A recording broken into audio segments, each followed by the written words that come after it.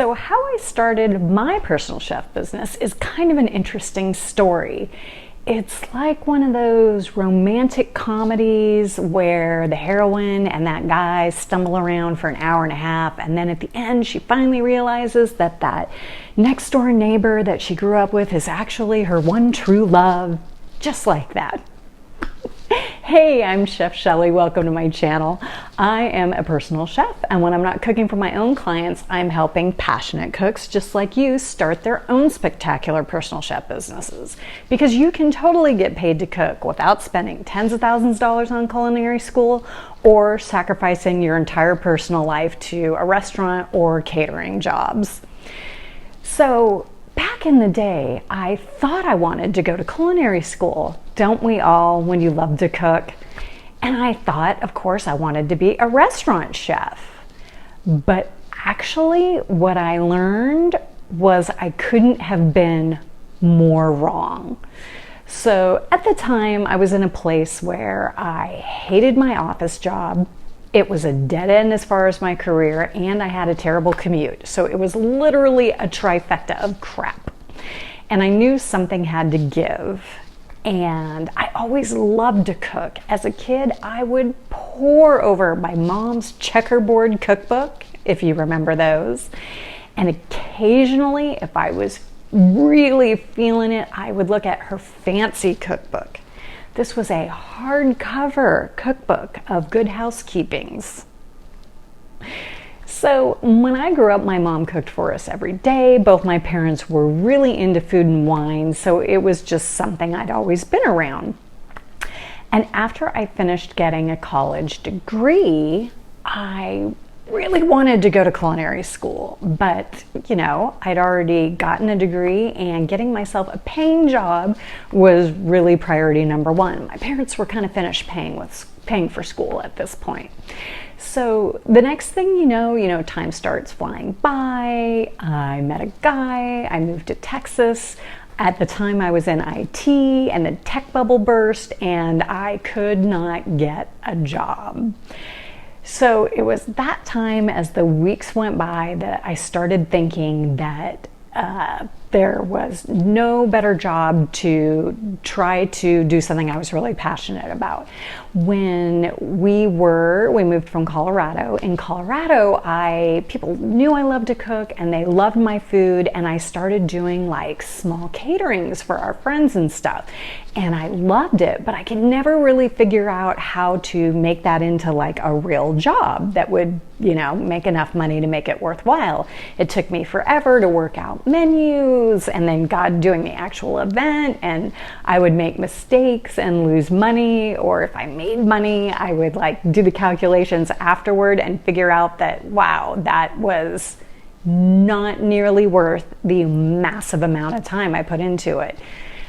But I loved it.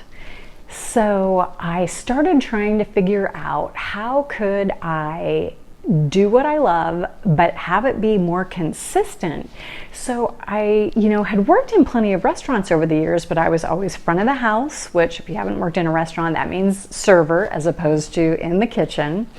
And I knew I didn't want to work, nights, weekends, and holidays. We were planning on getting married, and I knew we'd start a family, and I just wanted to have that personal life and family life. Restaurant life is exhausting and really, really hard.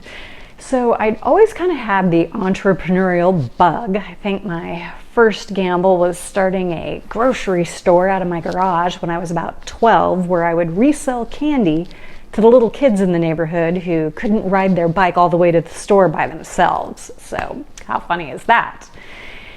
So thinking about my love of cooking and what I could do with it, I kind of started seeing stuff about personal chefing. This was a long time ago. There wasn't, all this information like there is now.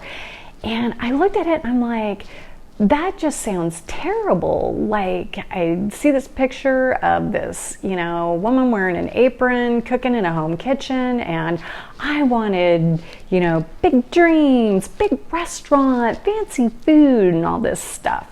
So when I really started digging into it though, I decided that all the benefits, the working during the days, things like that, just really were gonna be a better fit for me. So I started trying to put it together, and I found like an out of print book online and read that and all this stuff, and I started like going to the Chamber of Commerce and finally started trying to work out all this stuff, and I started doing a little catering. But when I really hit my stride, it was when I got those weekly clients. So I started my personal chef business in 2005, and at different points I've worked it full-time. I've cooked for multiple clients in one day. Sometimes I've chosen to do part-time work. I took time off when I had children. I, went on vacation. I could cook for clients while I was pregnant. The business has really been amazing, and that it has really fit into anything I needed at any point in my life. So over the years, I've cooked for professional athletes. I've cooked for just regular single people.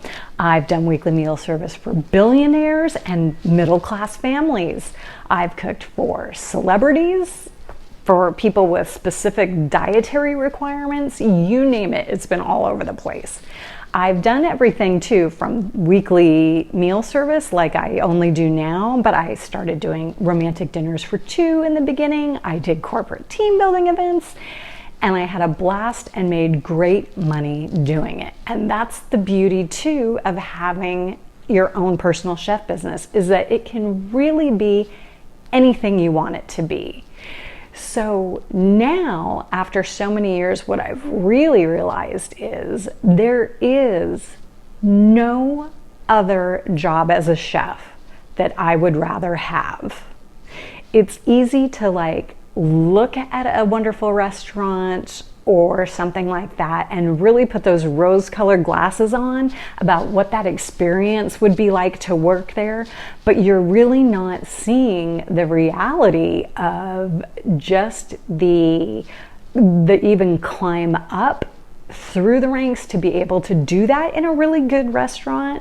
The difference between being an executive chef, where then you're not even doing the cooking, you're just handling inventory and running the restaurant and all the staffing problems. When I hear about people who are constantly getting like called in to cover people's shifts and just hashtag restaurant life, man, I wouldn't want it at all. Where I am in my business now is I cook 3 days a week. I make fantastic money. I don't work holidays. I don't work nights. I don't work weekends. I cook for my same fabulous clients. I get to know like family. They love me and my food. I love them, and it's fantastic. I really believe that if you love to cook and want to get paid to do it, having your own personal chef business is literally the best way to do it. And that's my completely, obviously unbiased opinion. Because not only do I get paid to do what I love, but I get the complete freedom of doing it any way I want to do at any given time. So seriously, do you love to cook, and are people always telling you how great your food is? You can download my free guide on how to cook a weekly meal service and get a taste of what it's like to cook like a personal chef. There's a link right by this video. And if you really do it and think it might be the vision for you, even though you always wanted to go to culinary school as we do, you always dreamed maybe of being a restaurant chef, and now you realize that that isn't just isn't the right fit for you, you might just find out that having your own personal chef business is the perfect guy, gal, person next door that you never knew you were always looking for. Because I'm telling you, the clients are out there and they're hungry for what you're cooking.